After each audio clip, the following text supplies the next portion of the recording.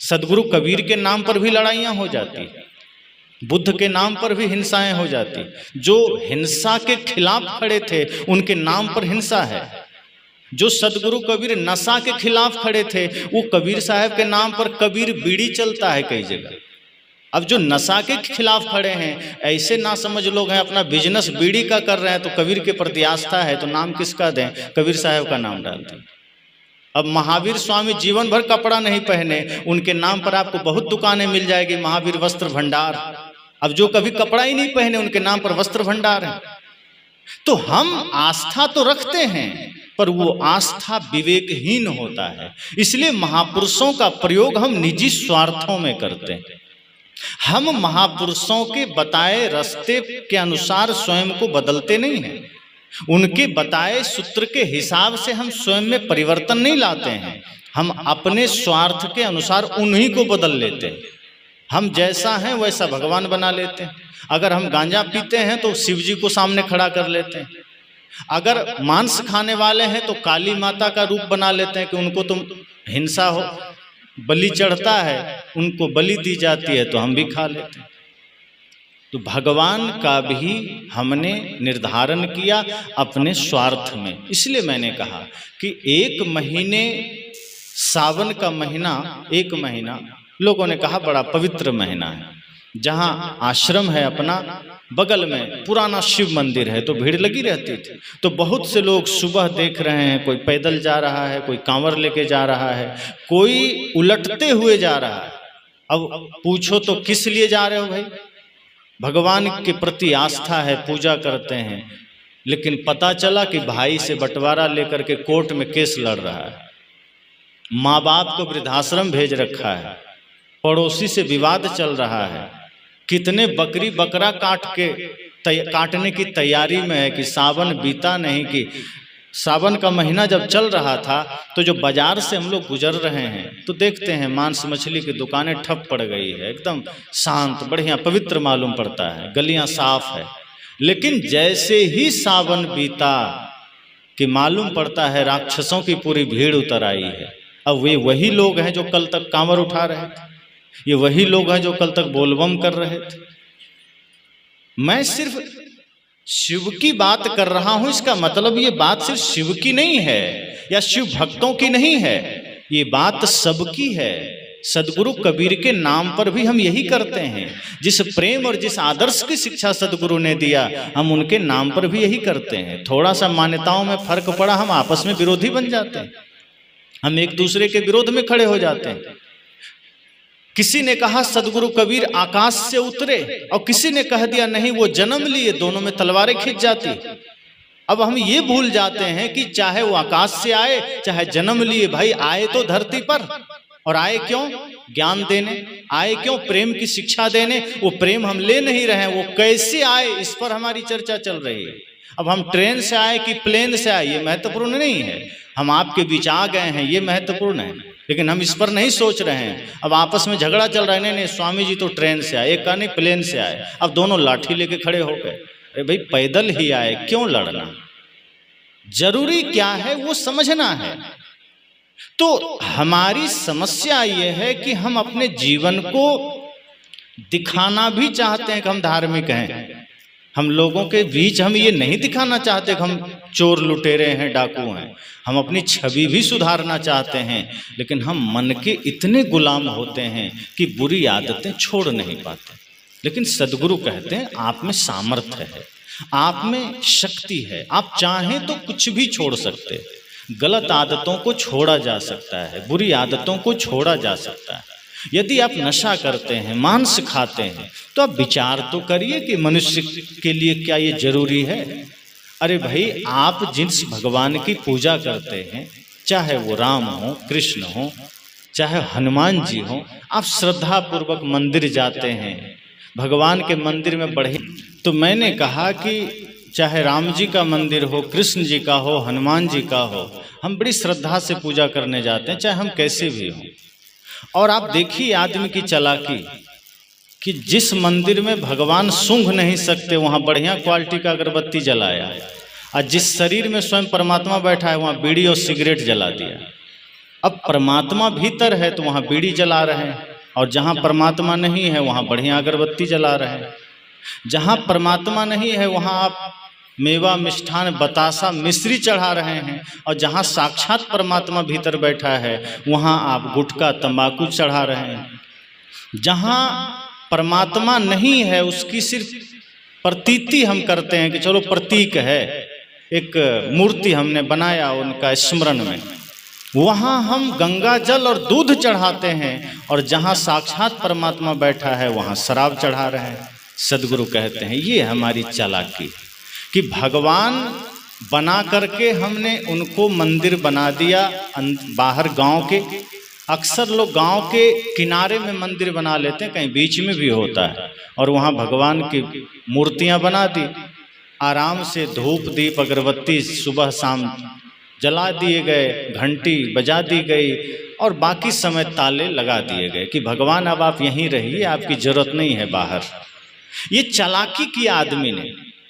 भगवान का मंदिर बनाने का मतलब ही है कि भगवान आपकी आवश्यकता घर में नहीं है, आप मंदिर में रहिए।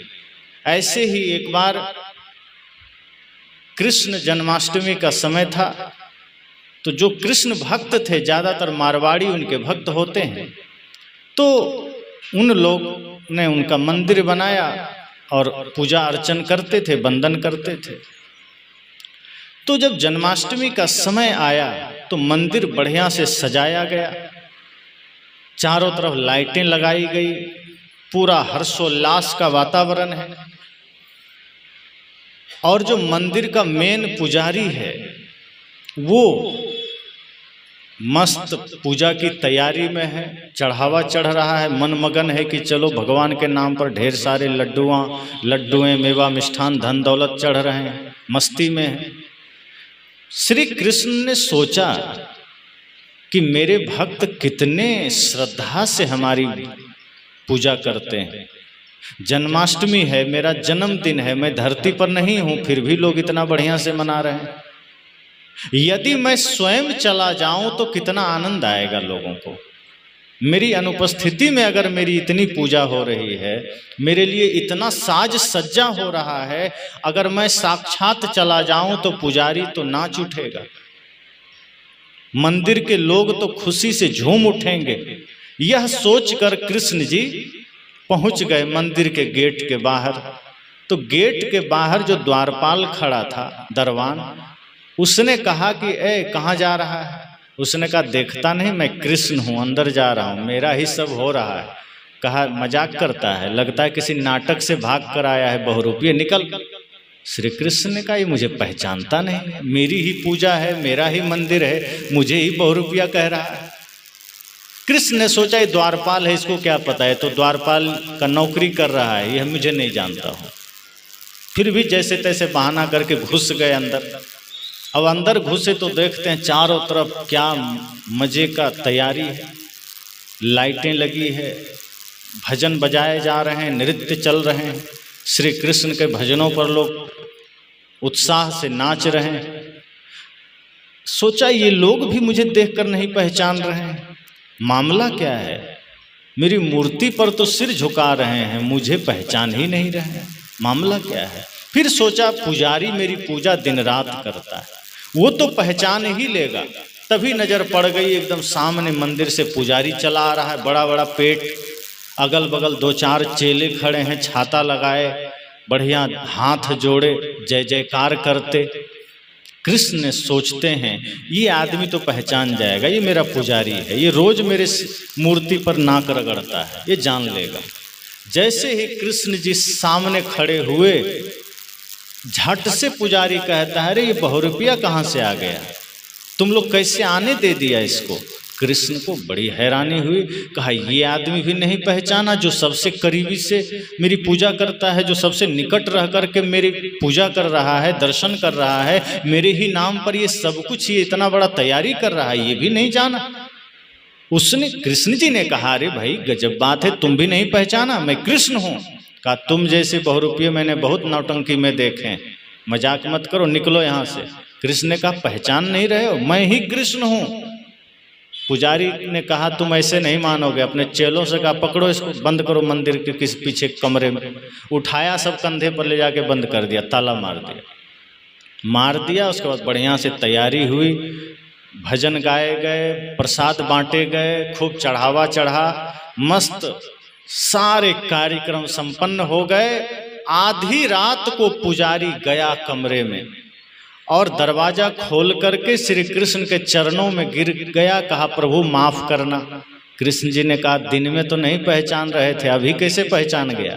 कहा पहचान लिए थे उसी समय, लेकिन अब चेलों के बीच में कहते कि आप ही भगवान है, तो मुझे छोड़कर सब आप ही की पूजा में लग जाते, फिर तो मेरा ही भट्ठा बैठ जाता, मेरे पेट पर लात पड़ जाती।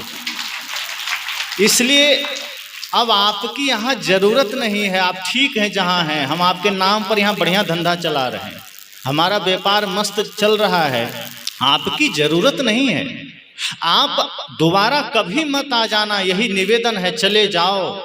तो जो कृष्ण के नाम पर पाखंड चल रहा है, वे लोग भी नहीं चाहते कृष्ण जीवन में आ जाएं, क्योंकि कृष्ण जीवन में आ गए मतलब हम किसी से नफरत नहीं कर सकते, प्रेम हमारे जीवन में आ जाएगा, समग्र सृष्टि के प्रति दया का भाव आ जाएगा और राष्ट्र और समाज के प्रति कर्तव्य का भाव आ जाएगा। जब प्रेम की बात हो तो कृष्ण प्रेम में भी आगे हैं, और समाज, राष्ट्र और मानवता की रक्षा की बात हो तो वहां अनुशासक की भांति भी खड़े हो जाते हैं चक्र लेकर। ये संदेश कृष्ण देते हैं, यही बात बुद्ध के लिए है। वे करुणा के मिसाल हैं, वो अपनी करुणा से समग्र सृष्टि को प्रकंपित कर रहे हैं, हृदय में एक करुणा के भाव जागृत कर रहे हैं। लेकिन उनके नाम पर क्या हो रहा है? जितने भी अधिकांश बौद्ध साधु हैं मांसाहार करते हैं। कुछ दिन पहले मैं श्रावस्ती में था, हमारे धीरेन्द्र साहब भी साथ थे, तो जब मैं वहां गया देखा तो अधिकांश बौद्ध साधु गुटखा खाए हुए पाए गए, तंबाकू खा रहे हैं, कोई गुटखा खा रहे हैं, अब मांसाहार तो करते ही होंगे। मैं हैरान हुआ कि बुद्ध के अनुयायी गुटखा खा रहे हैं, और ये गुटखा और तंबाकू बीड़ी का प्रचलन कबीरपंथियों में भी है, बुद्धों में बस नहीं है। और ये हमारा दुर्भाग्य है। ये मैंने जो शुरू में कहा कि धर्म को हमने कालखंड में लिया कि चलो हम थोड़ी देर के लिए धार्मिक हो जाते हैं। जब बुद्ध के मूर्ति के सामने गए धार्मिक हो गए, जब सदगुरु कबीर के सत्संग में गए धार्मिक हो गए। एक आदमी सत्संग में आया और वो कोना में किनारे में बैठकर कोने में बीड़ी जलाया। संत ने कहा भैया कम से कम सत्संग की तो मर्यादा करो, बीड़ी क्यों पीते हो? वो झट से निकल के कमरे के बाहर चला गया, वहां पीने लगा। कहा तुमको मना किया गया? कहा आपकी बात मान लिए, सत्संग भवन में नहीं पी रहे हैं, बाहर पी रहे हैं। कहा मतलब यह है कि बीड़ी गलत है, तुम कहीं भी पियो। पर वो सत्संग भवन में आया तो सत्संगी बन गया, घर में गया तो गृहस्थी बन गया, बाजार में गया तो बाजारू बन गया, शराब के दुकान पर गया तो शराबी बन गया, जुए के अड्डे पर गया तो जुआरी बन गया, मंदिर गया तो पुजारी बन गया। साहब कहते हैं ये नासमझी के सिवा कुछ भी नहीं है। धर्म को कालखंड में मत विभक्त करना। धर्म तो 24 घंटे जीने की साधना है, प्रक्रिया है। जब आपका मन निर्मल हो, आपका वचन निर्मल हो, आपका कर्म निर्मल हो, आपकी आंखें पवित्र हो। लेकिन हम अभक्ष खाए चले जा रहे हैं। आज हमारा पूरा समाज नशा में डूबा है। ये अलग बात है कि धार्मिक वे लोग भी कहीं मंदिर दिख जाए तो हाथ वो भी जोड़ लेते हैं, लेकिन शराब छूट नहीं सकती। शराब पिएंगे, नशा करेंगे, मांस खाएंगे। आप स्वयं से जरा पूछिए तो कि ये किस लिए। कई लोग कहते हैं क्या करें, हम आदत से लाचार हैं, छूट नहीं सकता। अब संकल्प लेने से हम बुराई छोड़ सकते हैं, लेकिन हम छोड़ना भी तो नहीं चाहते हैं। कोई संत अगर ज्ञान की बात करें, नशा दुर्व्यसन छोड़ने की बात करें, तो जो नशा करने वाले लोग हैं दूर से भड़क जाते हैं, वहां क्या जाना। अब जब आप आएंगे ही नहीं, आपको प्यास भी लगी है और कुआं पर आप जाना भी नहीं चाहते हैं, तो कुआं चल के थोड़े जाएगा। संत आपके गांव नगर द्वार में आ गए, आपके मोबाइल तक आ गए, आप सुनना ही नहीं चाहते, तो जीवन की बुराई मिटेगी कैसे? जीवन की समस्याएं मिटेगी कैसे? संत तो निरंतर ज्ञान की धारा प्रवाहित कर रहे हैं। तमाम संतों के श्रीमुख से आप ज्ञान सुनते रहते हैं। जरूरत है उस ज्ञान को जीवन में उतारने की। अगर हम सुनेंगे तो बुराइयों से मुक्ति पा लेंगे, हम सुन करके मनन करेंगे तो नशा दुर्व्यसन से मुक्ति पा लेंगे। एक